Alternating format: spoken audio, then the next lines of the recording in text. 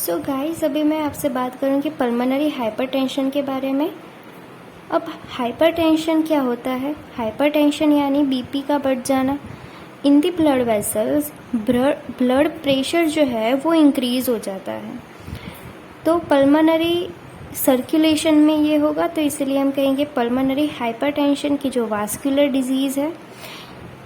इसकी हम बात करें उससे पहले देखते हैं हम systemic circulation and pulmonary circulation के बारे में। सिस्टेमिक सर्कुलेशन यानी कि जो पूरी बॉडी में प्रेजेंट होता है, एंड पल्मोनरी सर्कुलेशन की जो only and only lung level पे ही होता है, कि जिसमें पल्मोनरी वेन्स, पल्मोनरी आर्टरीज जो है वो इन्वॉल्व होती है। सिस्टेमिक सर्कुलेशन में ये सिस्टोलिक प्रेशर है, यानी ये डायस्टोलिक 120 जो है वो सिस्टोलिक प्रेशर होता है, 80 diastolic pressure mm of Hg जो नॉर्मल प्रेजेंट होता है। And in the pulmonary circulation उसमें 18 to 25 mm of Hg normal pulmonary arterial systolic pressure ये होता है, एंड मीन पल्मोनरी प्रेशर जो है वो 12 to 16 mm ऑफ Hg होता है। यानी कि सिस्टेमिक सर्कुलेशन से बहुत ही कम प्रेशर होता है पल्मोनरी सर्कुलेशन में। सिस्टेमिक सर्कुलेशन में जो ब्लड वेसल्स इन्वॉल्व होती है उसकी जो वॉल है वो थिक होती है, एंड यहाँ पे वॉल जो है वो थीन होती है, थीन इलास्टिक वॉल होती है, एंड यहाँ पे जो ब्लड फ्लो है वो भी हाई होता है, हाई फ्लो रेट होता है in the pulmonary circulation.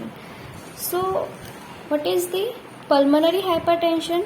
So it is defined as a mean pulmonary arterial pressure of more than or equal to 25 mm of Hg, यानी elevated systolic blood pressure, इसे ही हम कहेंगे pulmonary hypertension। अब उसके features क्या होंगे? क्लिनिकल फीचर्स तो dyspnoea होगा, difficulty in a breathing, chest pain and syncope यानी loss of consciousness. Then WHO classification based on a cause and a pathogenesis.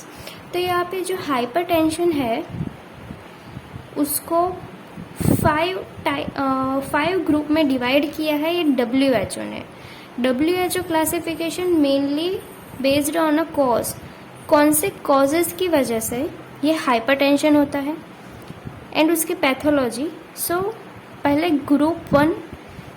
Group 1 में पल्मोनरी आर्टेरियल हाइपरटेंशन यानी cause that lead to structural narrowing of the pulmonary artery, यानी पहले से ही हमारी जो pulmonary artery है उसमें ही डिफेक्ट है। यहाँ पे कॉज क्या है? पहले से ही नैरो है हमारी पल्मोनरी आर्टरी, तो उसकी कॉजेस में ये सब आएंगे। इडियोपैथिक है यानी कॉज नहीं है, उसका कोई रीज़न नहीं होता। ओके, इडियोपैथिक है, पहले से ही ऐसा प्रेजेंट है। Heritable, drug and toxin induced, यानी ड्रग एंड टॉक्सिन की वजह से हमारी जो पल्मोनरी आर्टरी है वो नैरो हो गई है। Then connective tissue disease, HIV infection, portal hypertension, तो ये सारे सिस्टमिक डिजीज़ में नैरोइंग ऑफ पल्मोनरी आर्टरी होगी।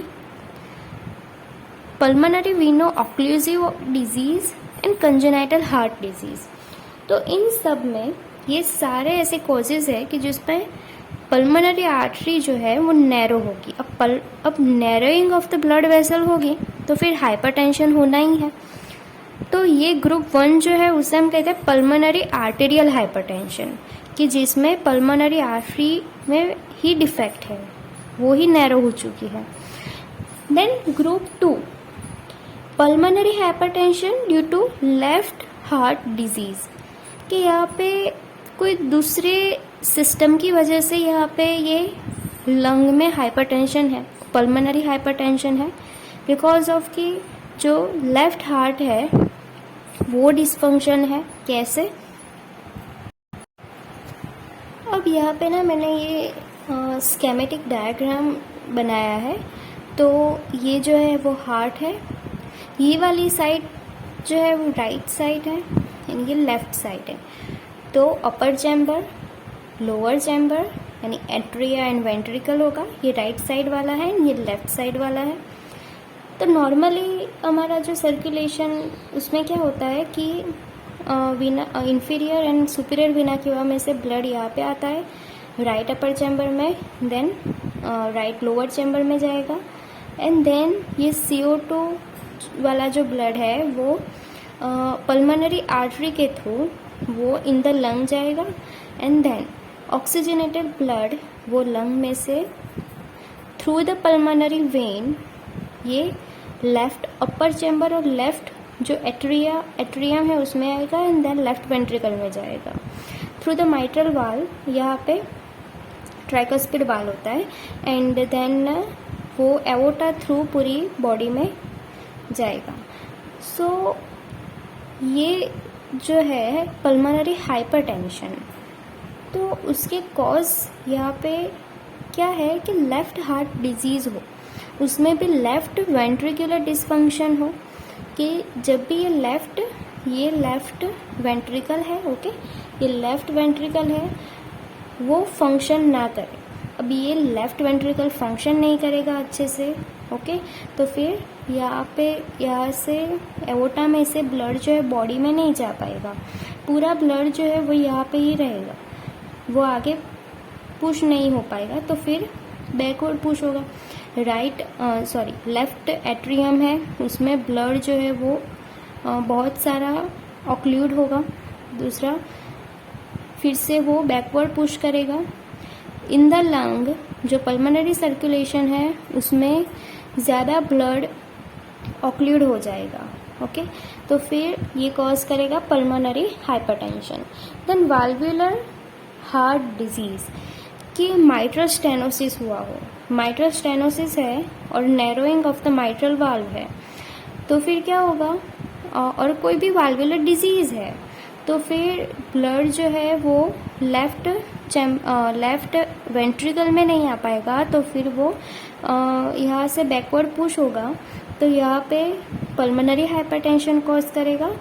दूसरा left heart congenital obstruction, outflow and inflow, यानी कि कंजेनाइटली ही ऑब्स्ट्रक्शन हो गया हो आउटफ्लो एंड इनफ्लो का, यहाँ पे आउटफ्लो है उसका ऑब्स्ट्रक्शन हो गया कंजेनाइटली, एंड इनफ्लो है यहाँ पे ऑब्स्ट्रक्शन हो गया, ओके, यहाँ पे ऑब्स्ट्रक्शन होगा तो यस ब्लड जो है वो यहाँ पे ही रहेगा, वो आगे नहीं जा पाएगा, तो पल्मोनरी हाइपरटेंशन कॉज करेगा। दूसरा यहाँ पे हो गया तो फिर यस यहाँ से वो बैकवर्ड पुश होगा एंड फिर से वो पल्मोनरी कॉज हाइपरटेंशन कॉज करेगा। तो ये लेफ्ट हार्ट डिजीज से पल्मोनरी हाइपरटेंशन हो सकता है।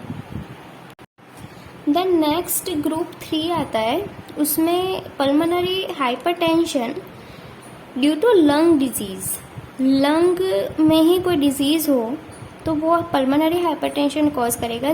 कौन कैसे डिजीज़, जैसे कि ये COPD है, chronic obstructive pulmonary disease, then chronic bronchitis है, एम्फाइसेमा यानी इसमें क्या होगा, शॉर्टनेस ऑफ ब्रीथिंग होगी बिकॉज ऑफ द एल्वेलाई जो है वो सारे डैमेज होंगे इन द एम्फाइसेमा, तो वो देन इंटरस्टिशियल लंग डिजीज़ है, स्लीप डिसऑर्डर ब्रीथिंग है, एल्वेलर हाइपोवेंटिलेशन है, chronic exposure to the high altitude है, देन डेवलपमेंटल लंग डिजीज़।